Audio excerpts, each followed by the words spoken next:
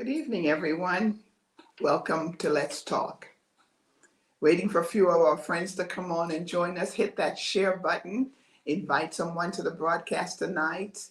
Listen, you want to listen to this testimony this evening. Well, many of you know in the month of May, we celebrated our women. They told their stories. I was so glad to hear so many different stories, so many lessons learned. We also did 5 makeovers in the month of May. Well, we thought we were finished. Then we realized we could not close out our series without having an opportunity to speak to our men. And in the month of June, we celebrate Father's Day. Well, everyone's not a father, but so many men, just like women, father, mentor children. So we thought, yep, let's continue it. So we're going to continue in the month of June celebrating our men. Each week in June will feature a male guest who will share with us their lessons, life's lessons, and their journey. This month, we intentionally take our time to celebrate our fathers, our brothers, our sons, and our husbands. Each man in our lives, no matter the relationship, has a special significance. We acknowledge their struggles. We acknowledge the fact that they also overcome heartaches and disappointments. We have to acknowledge the fact that they hurt. Men hurt. We also have to acknowledge that they too have a story. They have a story. If you ever sit down with a group of older men, you'll hear them tell their story. Some about wartime. We just celebrate Memorial Day. Men will tell the story of war. Men will tell their story of growing up. Some will talk about fishing. Some will talk about sports. Men have a story. But very few men touch the emotional side of their lives. They may talk a little bit about it, but they never, women, we're going to tell it. We've got to just let it all out. Most men are kind of hold back and more reserved in sharing their story. Sometimes after they have a drink or two, they might tell a whole lot of stories. You ever seen anybody, I don't know if you have an uncle like that in your family or a brother like that in your family. I remember when we would have get-togethers in my family after my uncle had just a few drinks. We would hear all of his stories. And so I thought that was so interesting. But we want to hear their stories to their trials, their tests. Because I feel men are one of God's greatest creation. I love my sons. I do. I love my daughter. I do. But my sons and their mother have that connection. I don't care how mad you make them. Sooner or later, they're going to come back and want their mom. So I thank God that for my son. Husbands, amazing. We have our husbands. They're there. They're supportive. And dads. My dad was a good dad. We had a lot of testings in our life, in our family growing up. Had a lot of wounds because my dad was an alcoholic. But what I learned as I grew up is that my dad gave us the best that he knew how. I had to learn that along the way because my expectations were dad could have done more, dad could have done this, but I realized he gave me what he had. And one thing I thank him for every day, I thank him for my genes. I do. I always thank my dad for my genes. I always look at my shoulder and say, that's my dad's. I thank him that, he gave us strength, and thank him that he even allowed me to come into the world, because without him, there'd be no me. So no matter how disappointed I was with my childhood, he was still my dad. And I grew up with my dad where my other siblings were separated from my dad. I had an opportunity to grow up with my dad. So I got to see the good, the bad, and the ugly. I saw it all. But the bottom line is, once I came to the Lord, I realized without my dad, there'd be no me. So I had to thank God for him. And God allowed me to lead my dad to Christ before he died. It was such an amazing thing because I didn't want to go. I didn't want to go home to see my dad. But my pastor said, you should go. I think you have some things to settle. And would you not know it? On the way from the airport, we stopped to see my dad. The Lord allowed me to lead him to Christ. And before we could get back to the hospital, he was gone. The Lord kept him long enough for me to go home and settle some matters. It's a good time this month. If you have a problem with your dad, whether he's alive or dead, if he's dead, get a book. Write a letter to God. Tell him about your dad. Tell him where it hurts, but you got to take him off the hook. If you have siblings that weren't so good to you, maybe they were mean to you, this is a good month to take them off the hook and forgive them. If you have sons that were taking you through a rough time, take them off the hook. Forgive them. and let's restore the men in our lives. Man has a unique design, just a unique design by God. They're so different to women. You know, women, we hold things. A man, you could see them have a disagreement. They grab a beer, grab a glass of wine, and they settle the matter. They moved on. Women, for a couple of weeks, we got to hold on to it. We got to let it marinate, you know. But most of the time, men are so quick to let go and move on. And then when you hear them get in the circle and talk about sports, oh my, don't get the football game going. Don't get the Steelers stuff going. They love sports. And I thank God that our men are so unique in the way they are. God intended for men to be like no other creation. He made them to have dominion and authority. He allowed our men, oh God, to be great leaders. Even in the times where we find that men are failing at being dads, sometimes they don't live up to the expectations, or they're incarcerated, or whatever is going on in their life, but they're still good men. You can't put them all in a basket and say, you know, men at this and men at that. No, just like women, we all make mistakes, but there's some good men out there. There's some good men. If you're single, there's still hope. There's some good men. God is working on all of us to make us better. So we come together, my staff and my team, we come together this month to applaud our men. We honor and celebrate them.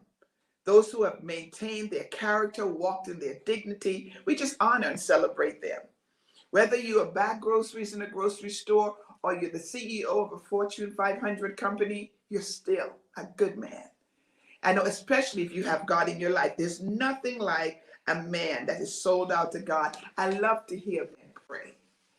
I have traveled the world with so many of the men on my team, Prophet Yolanda, Prophet Remington. We've traveled the world together. Prophet Remington has traveled with me for over 10 years. And the thing that is so amazing about it, the honor, the love, and respect that I have for my sons in ministry, I am so grateful for them. And I'm just delighted to have them as a part of my life. And so we come this month to celebrate them. Tonight, we're going to be joined by one of the sons of the ministry. Let me give you my part. Before I bring him on, let me tell you my part. Over 10 years ago, we met in Nassau, Bahamas, and we went to England together. And I was sitting in the lobby of the hotel trying to figure out, I'm so tired, who's going to prophesy in the morning? Because the next day was our prophetic soaking. And while I'm sitting in the lobby, who should get up around late at night looking for food, looking to find dinner in London late at night? So here comes the prophet walking to go find food. I said, Prophet, how about tomorrow morning you help me out with the prophetic service? He said, yes, ma'am, no problem. So they continued to get their food, and the next day we started a prophetic soaking, and the rest is history. We have been together traveling the world ever since. We have been to Africa. We have been, London, Scotland, all over the place. And most of all, I just thank God for him being a part of my team. But I want to bring him on now. I want you to meet him. I want you to meet the prophet. I want you to meet the man of God all the way from Nassau, Bahamas. Yeah, he's coming on. Get ready to meet him. Thank God for him getting ready to be a part with us. He has gone through so much, but he's here to share his story with us tonight. Prophet Remington Rowe, can you hear us clearly? Are you able to hear me?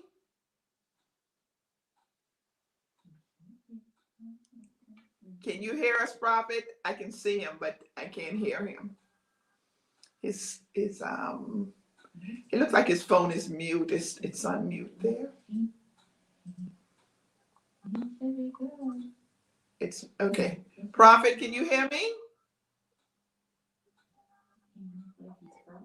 I can hear you. Greetings, Apostle. How are you? I'm doing good. I'm doing good. Looked like you were having a little bit of technical issues there.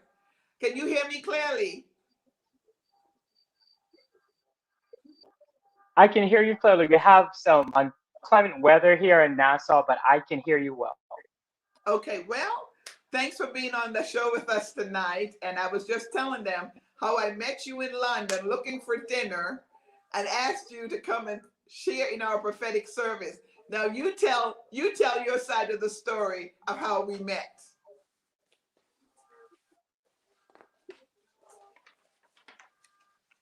Can you hear me, Prophet? Go ahead. You tell your side. Tell the story of how we met. Well, you've got it. You've got it. Listen, I'll never forget. It's been over 10 years. Apostle Connie came.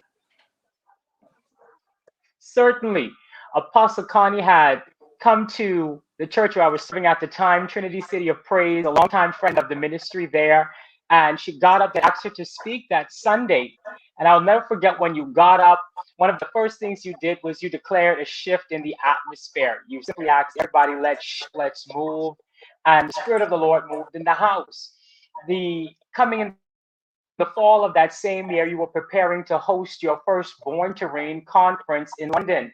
And our apostle, our co-apostle, Prophet Watson, was asked to come. And so she was planning to go, and she asked me if I would travel along with it. And I said, certainly, I've never been to London. I believe it's going to be a great experience. What is so interesting about it was a lot of women were preparing to go, and there was only myself and another gentleman from our church, Naaman. He traveled along with us. So we're at the conference. It's packed. And there's it's a ton of women, all kinds of women of God from all across the United States, London, and even from the Bahamas. There's a large contingent. And Nate and I, we're sitting up in the balcony for the whole conference. I've got on a V-neck t-shirt and jeans because I had just come from my Living Word conference in Georgia. So we're sitting there, we're taking pictures. And for me, it's partly vacation as well. I've never been there. I'm enjoying the city. And now here comes this Friday night. I'm hungry. I'm trying to find something to eat. We come down to the lobby. I came to the lobby of the hotel to inquire, where can I get some food at 1 o'clock in the morning? You're sitting with your team in the lobby. You know, anybody who knows Apostle Connie, she takes over the lobby of every hotel that she is in. Where she's sitting there, they're talking, and I'm just walking by, and literally, people of God, in my pajamas, minding my own business, trying to find something to eat. And she beckons to me. And when she beckoned to me, I'm like, Lord Jesus, what is this at 1 o'clock in the morning? I'm going to be obedient and go. I walked over, and you said to the prophet, I'm really, really tired. And you did your famous sweeping your hair from around your eyes. And you said, I'm really tired. Can you fill in for me at the prophetic soaking in the morning? And I said, okay, went back to my room after eating my food, I must add that part, and began to seek the Lord about what to share. And the Lord blessed us. And ever since that time, the voice of the Lord spoke to me, and he said, continue, travel with her. Wherever she go with her. And like you said, the rest, more than a decade later, the rest is history. Wow.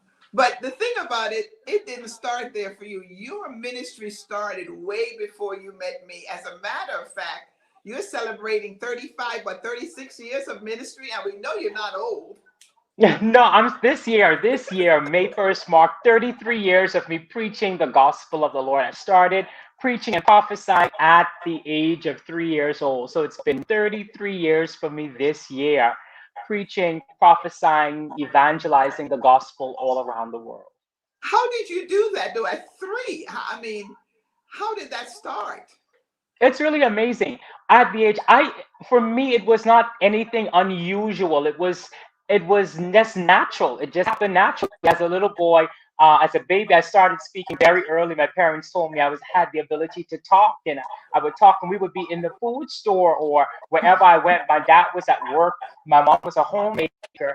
And being with my mom, we'd be in the food store, and I'd look at somebody and tell them, oh, I see you're sick. And I would begin to speak and prophesy and pray and minister to them about ailments in their body, unusual things that were happening. And a lot of people at that time, they were sorely afraid. They were scared. And even my mother was very afraid because coming from, in the island nations, we're very superstitious. And if you have a supernatural occurrence where a child is prophesying or foretelling the future, it was believed that, oh, yeah, he's going to die. Something's going to happen. He's going to go. And she got really, really worried until the Lord, he visited her in a dream and told her that his hand was on my life and that she was to allow him to use me to do what he wanted to do through me. Wow. Can you remember the specific day that you got that you felt the call for yourself? It is really hard to say. I can remember a specific instance at the age of about 4 years old. We were visiting my uncle and aunt. They were the assistant pastors of a church in Waycross, Georgia. And while there on a Sunday morning, I would go with my uncle to Sunday school. My mom and her sister would stay behind and prepare the dinner so that they would come for divine worship. But I went ahead with my uncle. He was very timely. And while sitting there, they were talking about God and talking about the Bible. And I just remember when it was my time to share on the verse of scripture that we had rehearsed, the Spirit of the Lord, I could not articulate it as such then, but the Spirit of the Lord overwhelmed me and I saw the light of God. I closed my eyes and I just began to minister. I just began to speak, began to preach, and begin to prophesy. And my mom and my aunt walked in as I was delivering the word of the Lord. And that was a key moment. That is a memorable moment for me. But outside of that, prophesying and ministering has just felt like a natural part of the fabric of my life. Wow. Tell me something. How did it affect you as a child or even your teenage years, knowing how cruel kids can be? And here you are walking around sharing prophetic words. You know, nobody gonna be want to be bothered with you. You're scary. You scare us now sometimes. But I can imagine your friends around you. How did they handle that? Did they kind of push you away or did they embrace it? It was very interesting for me growing up. I had a very sheltered and somewhat isolated childhood, but it never felt that way for me. I'm an only child biologically. So I didn't have siblings. I had classmates and friends in school, but a lot of people, as I said before, they were very afraid, they were scared, some didn't understand it. And then, of course, you had a cadre of persons who did not believe it was authentic. So there was a multiplicity of responses given whenever I would enter a space or a room. I remember at school, I was in primary school in the second grade when the newest team, our broadcasting company here is ZNS. And the broadcasting company had sent reporters to my school to follow me around the entire day, taking video shots of me in my classroom, at lunch, moving about. And so for some of the kids, they were like, oh, you're a celebrity now. You know, what's going on with that? For a lot of the teachers, my parents took a whole lot of flack because even then, with traveling and ministering, many would say they're coaching him or they're rehearsing him what to say, how to prophesy, how to preach, or what to do. And so there were those that would attack, but there were also a very few, just a handful, that had embraced my ministry as a child. And I thank God for those persons who embraced me, supported me, and helped to propel me to be where I am today. Let's talk about your mentors then. Since you had those people in your life, when did the mentors come into your life and who were some of your mentors? Well, Apostle, this is the thing about it. Let's be mindful. Backtracking at the time, me being at that age, it was the mid to late 80s. The prophetic, as it were, was not widely accepted. It was really hard to find prophets, especially as a child. So, being in that time here in an island nation in our country, many did not believe, many did not want to receive. I did not have ones that would say mentor and groom me in the prophetic. A lot of the journey has simply been me being led by the Holy Spirit, listening to God, doing my best to be focused, to be alert, and to follow Him. Because as I said, there were a lot of persons, even pastors, bishops, leaders who opposed what God was doing in my life. There was a particular pastor by the name of Apostle A. Catherine Chisholm.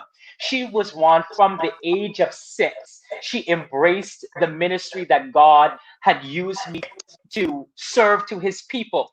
And every year she would invite me to minister at her church. She would call to check on me and pray with me. But to say I had a mentor who would give guidance, to give direction, to give proper grooming, I literally, Apostle, I did not have that going on.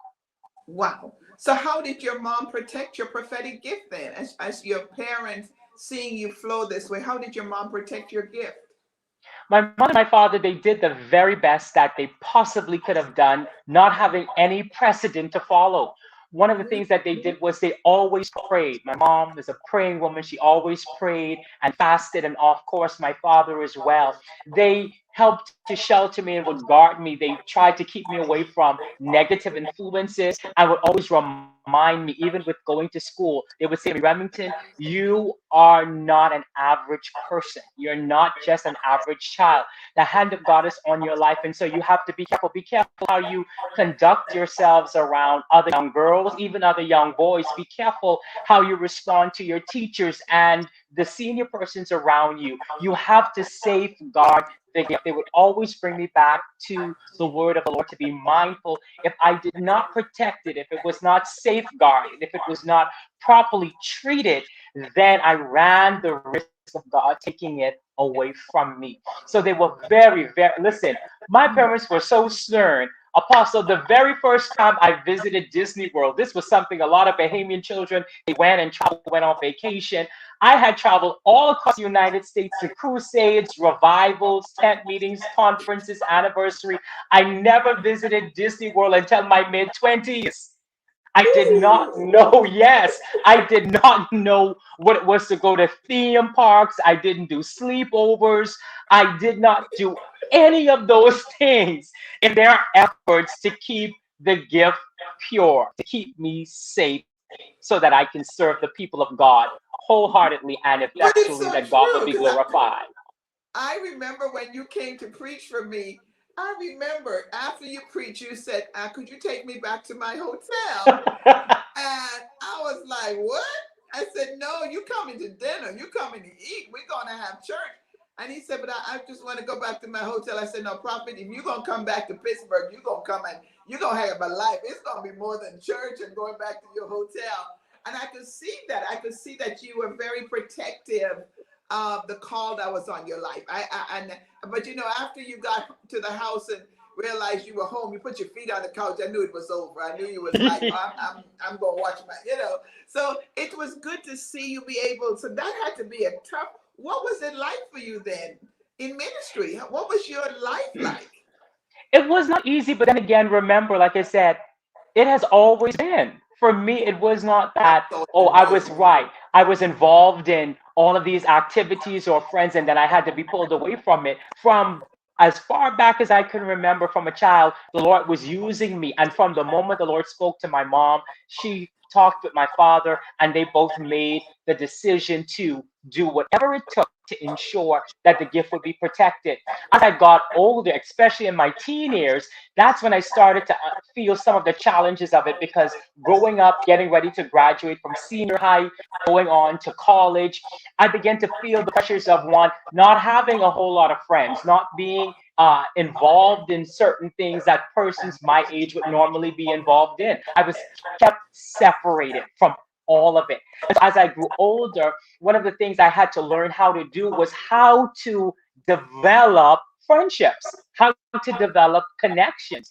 And there were two persons who were very instrumental in me learning how to build friendships, and that's Apostle Gail McKinney and my dear friend Apostle Kevin Colley. The two of them really taught me what it was to have a safe place, a connection where I can be myself. I can say things that I would not be able to say to the masses. As ministers and as leaders, there's a whole lot of things we cannot just say. You cannot allow everybody to get in, because I've learned from a very young age, some people wanted to befriend you, they want to get close to you, they want to get to know you so they can disarm you and to attack you. Being a young man in ministry, in the church, and single, do you see the trajectory where I'm going with this? It is a combination for attack, for vicious attacks. And I've been viciously attacked by, you would not believe some of the people, and for some of the reasons, because everybody they expect, especially now at this stage, from I hit early 20s, there were all the questions of, oh yeah, you need to get a wife, you need to have children, what's going to happen next with this, with that. And they did not take into consideration that I've been going by the leading of the Holy Spirit. I have to follow him with everything concerning my life is not my own. My yes to God meant that I gave away my will to his will, that he would do what he wanted to do in and through me. What do you think it's in his will for you to be married at some point? I believe so at some point. Listen, I do want that. I'm looking forward to the day. You've got your lovely husband. Sister Kathy works along with you. She's got a husband. You don't think the prophet wants his wife? I want my blessing. I want to have my children. But then again, it's taken 33 years to build this work. It's taken a long time. It's been much sacrifice. And one of the things I've always said to God, I said, God, I do not want to be a ministry statistic.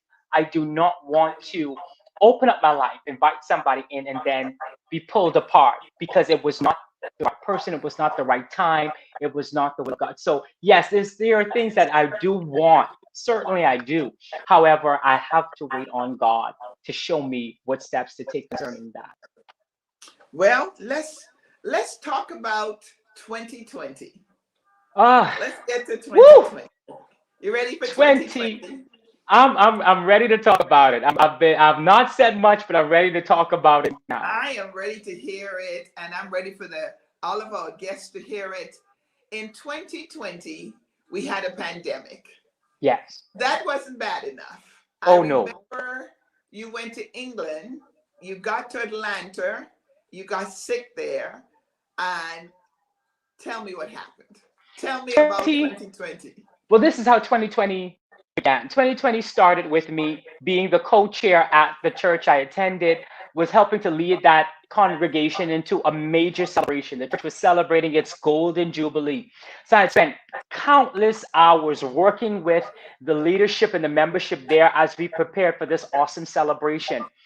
I can literally remember the week before the major service, the biggest event that there was, starting to feel unwell. And I thought maybe it's just exhaustion because I've been going for months nonstop. And 2019 was a record breaking year for me. You know, we traveled a lot. In 2019, I clocked over 170,000 flying miles, traveling with you and also with my then the bishop and otherwise in ministry all around the world. Throughout 2019, I've had some instances where I felt unwell, but I just thought maybe I've been pushing too much, I've been going, I need rest. 2020 comes, I'm leading this great endeavor at the church. At the major service, and we were televised on air, I remember having so much, and I was in so much pain that I could not stand. I did not want to stand up. And I had a part to play. I got up to the pulpit, I did it, and I walked away as soon as possible. Immediately following that, I was going to be with our dear friends in Reading, England, Bishop Joel Thomas and the people at the Globe for a prophetic conference. I traveled there along with Apostle Gail. She said she would come with me because I was not feeling very well, and she was really concerned. She said, "Okay, Prophet, I am going to go along with you." We were getting there and I was so weak. I literally asked for the first time in my life for wheelchair assistance going through the airport. Again, we only thought this is exhaustion. While there, I started to feel sick, but nevertheless, you know, Apostle, I'm going to deliver the word of the Lord. I kept on ministering, I kept on preaching until I had no more to give. I ministered, preached to the point where at that time I could not walk, and then my body started shutting down. I had stopped eating. Nobody else knew. But at that point, I had not eaten for about 3 or 4 days. And when I attempted to eat, I could not keep the food down. It came time now for us to come back. And that's when all of the news began to surface about this pandemic that was brewing. So, Pastor Gail and I said, you know what? Let's cut this short. The ministry is done. Let's go home. I was sick. We got on the plane, and I'm sitting there in Delta One in first class, reclined in the seat that turns into a bed. And while I'm laying there, I could not eat, and I'm in so much pain, I could barely speak. About an hour before we landed, about an hour and a half before we landed, when they made the announcement that we'll be landing in an hour or so, I was praying, and the Lord said, and He said, Remington, when this plane lands, get off. Do not take your connection flight, but go to the hospital. Because if you don't, you will not make it. And I tried to reach over to Apostle Gail to say, I'm sick and I need to go to the hospital. The Lord said, go to the hospital. And the words could not come out of my mouth. I started to lose my ability to speak. And I pulled out my phone and I typed a note to her on my phone. And I said, I need to go to the hospital. Find a hospital in Atlanta. We're going to cancel the flight to Nassau. She said, okay. We did that, went to the hospital. And when I got there, they started assessing me. And the very first thing the doctor said is, how did you get here? So I looked at him, I'm like, well, we took an Uber. I was on the plane. I felt sick. We took an Uber. We came here. He said, no, I mean, how did you make it? Because there is no blood in your body. You are so ill right now. I do not know how you made it. Immediately they said, we have to admit you. We're going to put you in. We have to do all sorts of tests. Long story short, they did a whole lot of tests and could not find anything. They could not find a single reason why I was sick. I was in a hospital for a week. I recovered. I got better and traveled home. My mom came to be with me in support. Apostle, she stayed for a few days. And then finally, I came back home. When I got home, Apostle Connie, I got better. I recovered, did physical therapy, regained my strength, regained my weight because I lost some weight. And I just started moving on. You know, by this time, the country is shut down. There's no traveling. The world is at a standstill. My itinerary is shut off. And so I'm just at home. I'm with my dad. I'm like, okay, I'm just going to take this time to rest and recover. There was another ministry that I work along with here. We had a small opening in the month of July. Led the congregation in a time of ministry. Every Sunday I would get up and go to church. The last Sunday of July, I started to feel unwell again. Same symptoms, started losing I lost my appetite, lost my strength. And on the 1st of August, I was in bed now, unable to move. Could not move, had lost weight, could not eat. I felt horrible. I spoken to my doctor. He said, well, you know what? You got to go to the hospital. I prayed, and the Lord said, go to the hospital. They made an announcement, and a hurricane was coming the very same weekend. I remember that. I called my father into the room, and I said, Dad, I said, I am very, very sick now. I said, I do not want the hurricane to bear down upon us, and we be stuck in here. I get worse, and you don't know what to do. I said, Dad, I must go to the hospital. He got me ready, packed a little bag. I got to the hospital, and when I got there, they assessed me. And then within minutes, they said to me, they said, sir, we don't know how you made it here, and we do not know what is going to happen with you over the next 24 hours because all of the major organs in your body are shutting down. Your kidneys, your liver, your spleen, everything is shutting down on you. We don't know what's going to happen in 24 hours. And at that time, they had to admit me to the intensive care unit. I remember this. When I was being admitted, and the doctor said, we don't know what's going to happen over the next 24 hours. With the little strength that I had, I looked up at the doctor and I said, Doctor, you do what you know to do, and I will do what I know to do. But today is not the day to die. Not today. I will not die today. That's right. So at that point, I knew you were going to do this. I just knew it. I just told them I didn't want you to mess me up on there. Oh, listen, when I think about it, I'm lost for words because it was that following day I was able to send you a message. That's when I started to let persons know. I let Apostle Gail know, and I said, look, you start to get the word out. And then I messaged, I said, Mom, I said, I am sick. I'm in the hospital and I'm getting ready to go into surgery. They had to take me into immediate surgery because after all of the tests that they did, they could not find the reason as to why my body was shutting down on me. I went into emergency surgery the next morning, and they said, we have to do some tests. We have to do a biopsy. We found some lumps, so we need to check them out. I went in, they found a cyst under my left arm. When they removed it, they said, we have to take the specimen and send it off to be checked. I'll never forget, it was on the 7th of August that the doctor came in my room, and it was a line of them. It was my primary care physician. It was 2 of the specialists. It was the surgeon. It was the priest and the counselor. And they lined up and Yeah, oh yes. And they lined up and they walked into my room, stood around my bed, and they said, Mr. Roll, we regret to inform you that we did some testing of the specimen that we removed, and it is discovered you have an aggressive form of cancer. This has been brewing in your body. I did not know. I traveled to Malaysia, Korea, to the Holy Land. I traveled, we went to Dubai, we went to London, preached here, there, and everywhere. And cancer was growing in my body. And it was aggressive. It was aggressive. They said, number one, this is a rare form of cancer. We hardly see this. And it is very, very aggressive. That is why you took sick and you declined rapidly. In the space of a little over a week, Apostle, I went from 178 pounds to 143 pounds. My goodness, because you couldn't keep anything down. The spleen I could wasn't not keep working.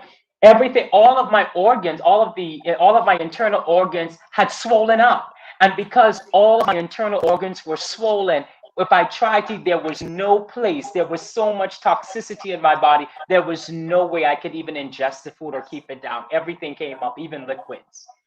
My goodness. And not only were you getting this news regarding your illness, but then they also hit you with a financial crazy Oh, bill. yes. Oh, this is Bahamas. For anybody in our country that's watching, you know, if you go to doctor's hospital and you do not have medical insurance, you need to carry your house papers, you need to carry every dollar you've got. You're going to be in trouble. When I got there for the ER visit, it was a $2,000 deposit, and I paid that. And when they came back to me, they said, we're going to need another deposit. Mind you, I'm sick, and they just told me that they don't know what's going to happen with me over the next 24 hours. And then they said, okay, we're going to admit you to ICU. I said, okay. And they said, yeah, but we're going to need another deposit. I said, well, how much are you going to need? This is at 2:30 on a Sunday morning in the middle of a hurricane. And they said, we're going to need another deposit of $16,000. 16, like What? 16,000. One Not 16, 6,000 decimal point 00. So in total, within the 2 hours I was there, they needed $18,000 paid. after they told you you were that sick, they After didn't they told me they didn't know what's going wait to till you. happen in 24 hours. That's right. Oh my gosh. So this was so abrupt, so quick. How did you mentally cope with all that you just heard? When they, for example, when they hit me with the bill, there wasn't space or time to really process it. All I could do was say, God, I'm depending on you. Father, you have to make a way. You have to make a way because I'm doing this. I don't have medical insurance. Everything is coming out of pocket, and they need this. And they're telling you, they literally said, if you cannot pay the additional $16,000. These were the three sentences the administrator said. He said, if you cannot pay it, we will have to stabilize you, package you, and then ship you to the public hospital. The public hospital, which they were having a major Overrun with outbreak COVID. and unrest at the time. There was so much going on. Medical staff were on strike. And so it was no. And the Lord had told me, when I prayed to the Lord, he said, go to the private hospital. And so I said, God, you told me to come here. And you knew what would have happened when I got here. This is what I said to God. I said, you knew this. So this one is on you. You're going to have to figure this out. You're going to have to foot this bill. You're going to have to make a way. It's 2:30 on a Sunday morning. You're going to have to get me out. I can laugh now, but it was not a laughing matter at the moment. And No, when because you're in speaking pain. about, that's right, speaking about the financial part, by that Monday, I had just come out of surgery, and I'm still groaning and oohing and ahhing out of pain when the bedside phone rings, and I answered and I said, hello, and that the lady comes on. She said, Mr. Oh, yes, you're just out of surgery. I said, yes. She said, how did it go? I said, well, I'm in pain. She goes, oh, I'm so sorry to hear that. However, I must inform you that your deposit has already been exhausted, and we are going to need some more funds on your account. And so my response was, okay, but I'm in pain. She said, oh, yes, I know. I'm going to have the nurse bring you some pain medicine, but we're going to need some more money. And I said, how much? She said, oh, we're going to need another $20,000. What? Oh, Lord, they talk about it like it's 200, 2,000. Oh, no. No, no, no, no, no, no, no, no, no. Oh, prophet. That alone would make you sick. That alone right there, those words would make you want to not feel better. I'll promise you. I'll promise you. Those words alone, it puts you, it hits you really hard. It hits you really, really deep because you have to exhaust everything that you have Now, in order to survive. and that wasn't even your treatments. Then you had to start treatments. Tell us Yeah, when about I that journey. after being in, I was in the hospital for 11 days. The first 7 of those days I was in ICU, and ICU was $5,000 a night for the bed. That has nothing to do with with the doctors. I got out of there. The hospital bill, let me be mindful. The hospital, has nothing to do with the 4 specialists that attended to me. The bill for the hospital was nearly 60,000, in addition to the tens of thousands of dollars that each doctor charged. When I came out and I had to meet with the nation's top oncologists, I was then informed that, okay, we're going to need to get you on chemotherapy right away. The very first thing is you're going to have your 3rd surgery. We have to put in a port. I did the surgery and they said, we're going to begin chemo. So when I said, doctor, I said, I've just come through this major bill. What is going to be the cost of the chemotherapy? And doctor looks at me and he says, oh, 15,000. So I'm calculating in my head. I said, how many treatments? 6 treatments. I'm saying, okay, 15,000 over 6 treatments. That seems doable. And, we'll try to see how we can work. He said, no, Mr. Roll, it is $15,000 per treatment. Jesus. Ooh. So you had to have 6 of those. I had to have 6 of those. He said, these are what his exact words were. He said, we are going to start with 6. After we start with 6, we'll assess you, and then we may have to do more. He said, but normally with this, the stage that you're at and how aggressive it is, normally persons will need about 12 or so. We don't know, but we're going to start with 6. Wow, my goodness, my goodness. And so you've had all of your treatments? I had I remember having to go, and it's such an experience because my father worked for the Ministry of Health for 48 years. And as a child, going even with him to work, we would always pass the oncology center, never knowing one day I would not be passing it, but I would be visiting it for myself.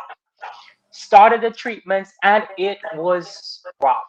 It was an unbelievable experience. It's something to watch your body go from being strong, hardy. Those who know me, I come to your church to preach. You need insurance because I'm going to jump on your furniture. We're going to have a high time. I'm going to run. I'm going to shout and all of that. And to watch myself decline and go from being so vibrant to now my body is down, my skin, the medicine, because I was on one of the most toxic combinations of chemotherapy.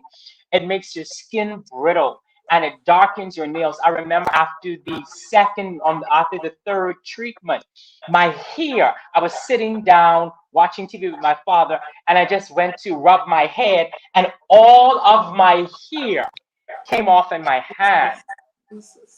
It was emotionally hard, but I thank God for a support team around me that prayed and believed God and kept me uplifted during those hard times.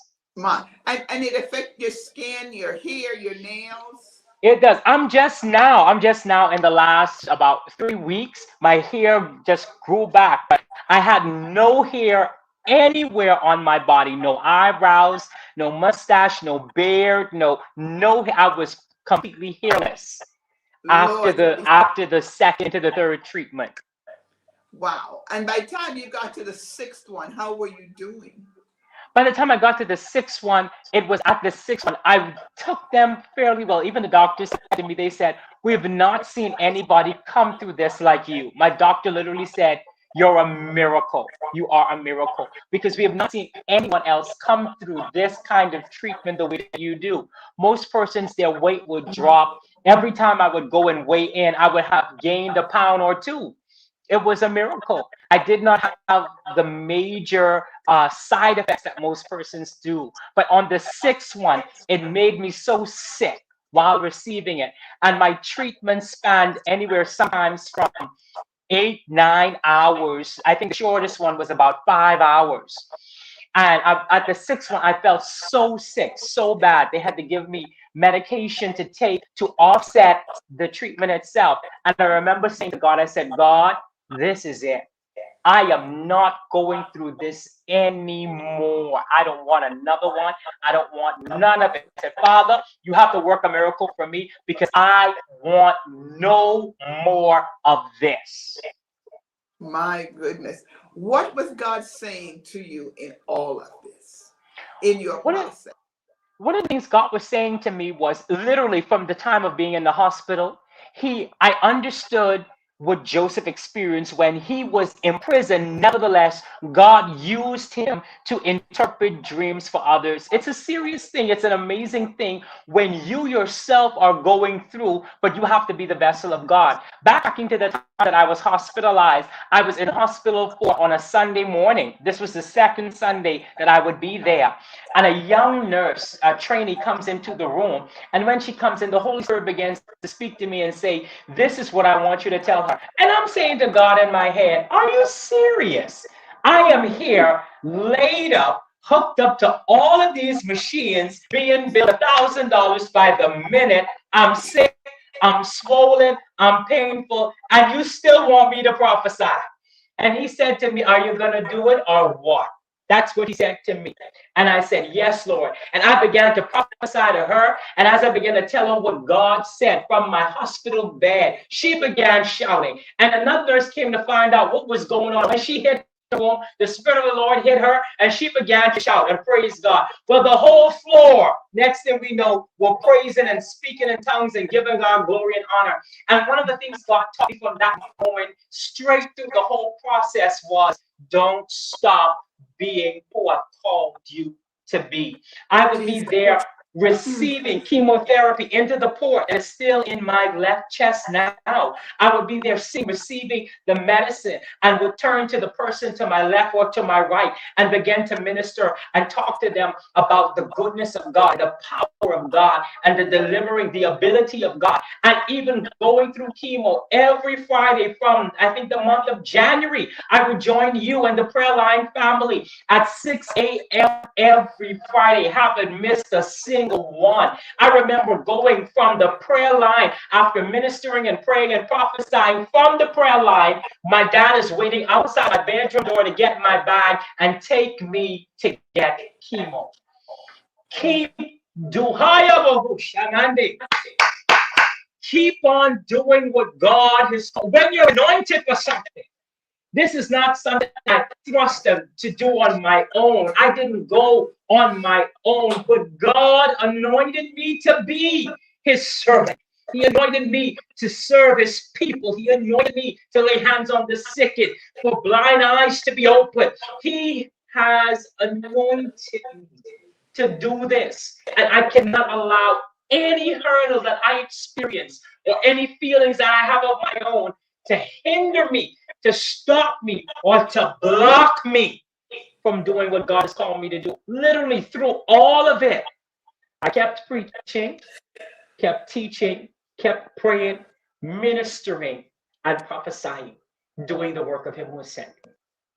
Prophet, how are you feeling now? I feel great. I feel like I'm ready to jump over somebody's chair and start screaming and hollering.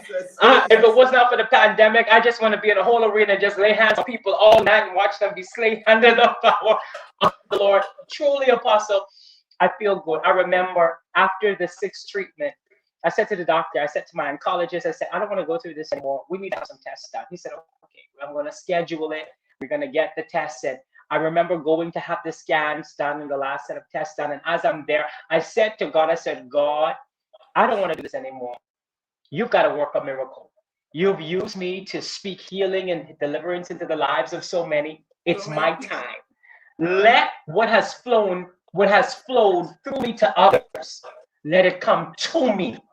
This power, this grace has gone through me, but God, it's time for it to come to me.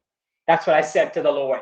And when I went there, I prayed and I believed God and took the test. They were sent off and all, everything looked at. And when I had the meeting with my oncologist, he said, I tell you, I don't know what to say about you, sir, but you are indeed one of a kind. You're a case study. You're a miracle because every trace of it, hallelujah to God, every trace of it is gone.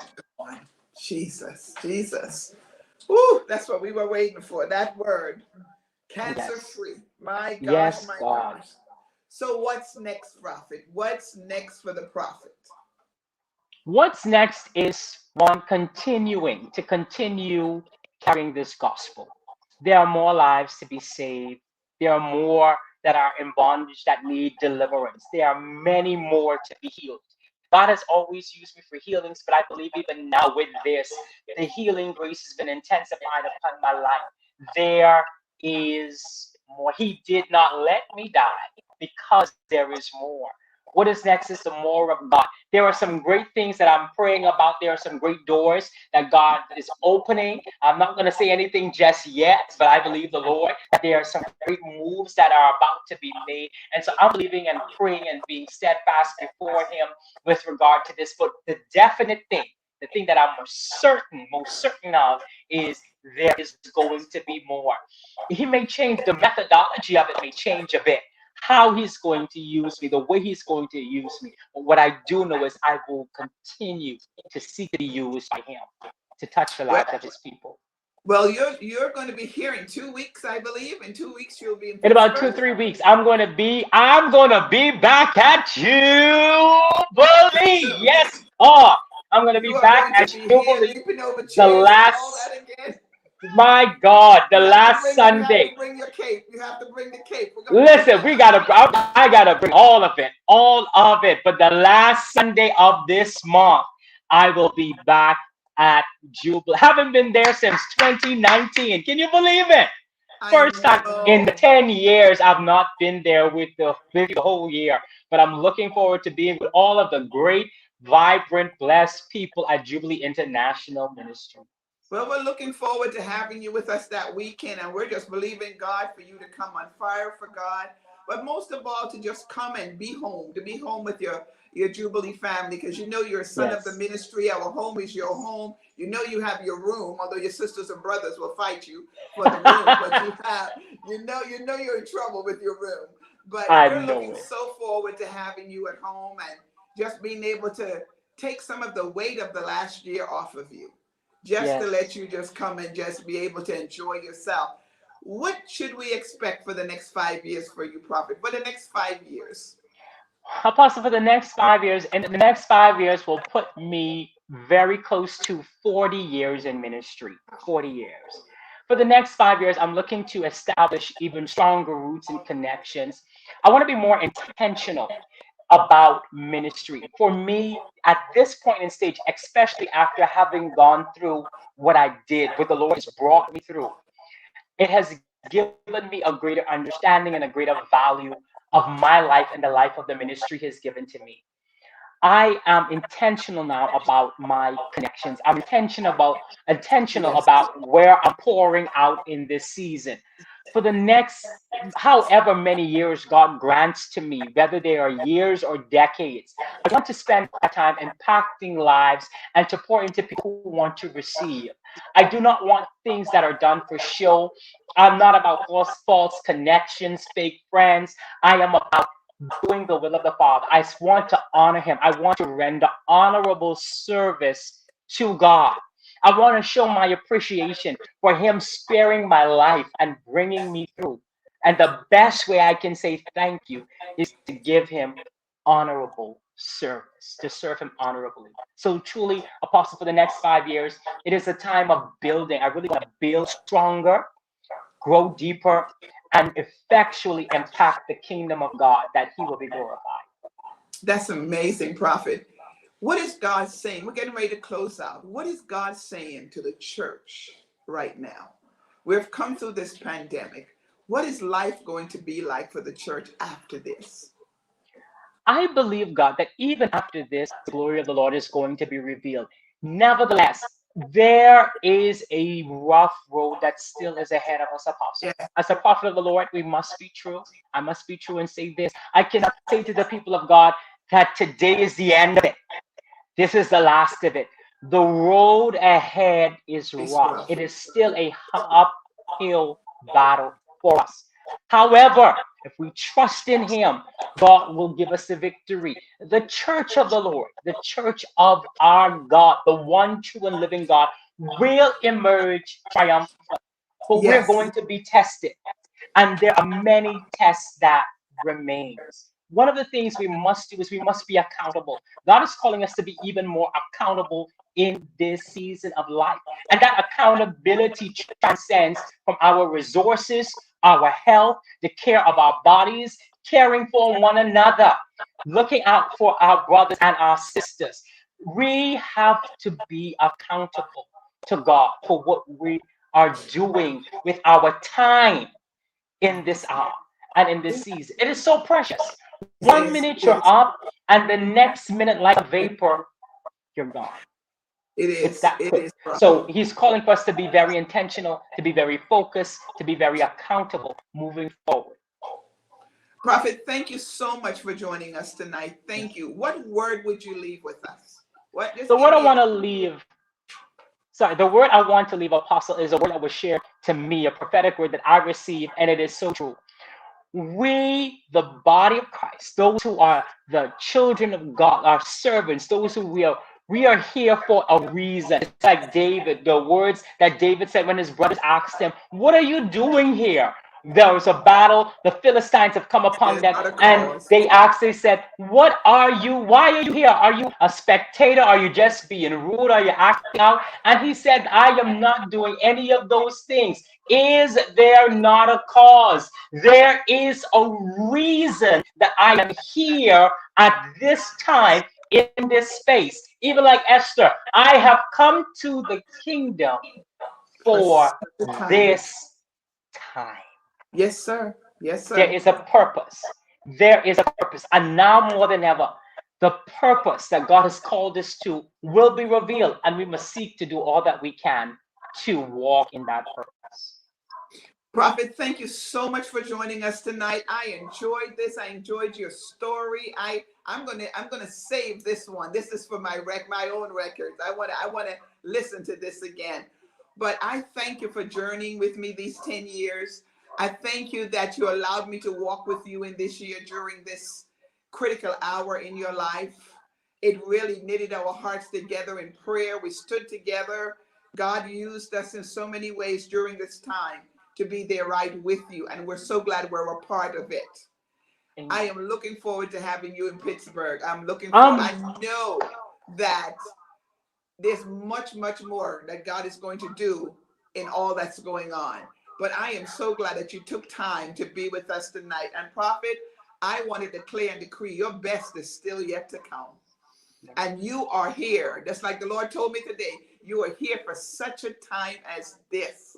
This is a season that the church has been waiting for. Don't hold back. You're going to have to run and not be weary, walk and not faint in this season. You're going to have to do what is needed. And I know that God has a great and mighty work for you to be done. It was so glad. Thank you so much for being with us and sharing your testimony. God bless you. Bless your father, Apostle, mom. thank you so much. I want to say this before we get off this live feed, I want to say thank God for you. I thank God for you availing not just yourself, your person, but you have availed to me, your family, and every network that you've built and that you've connected to support and to upgrade through this season. I thank God for you. You have done what many have not.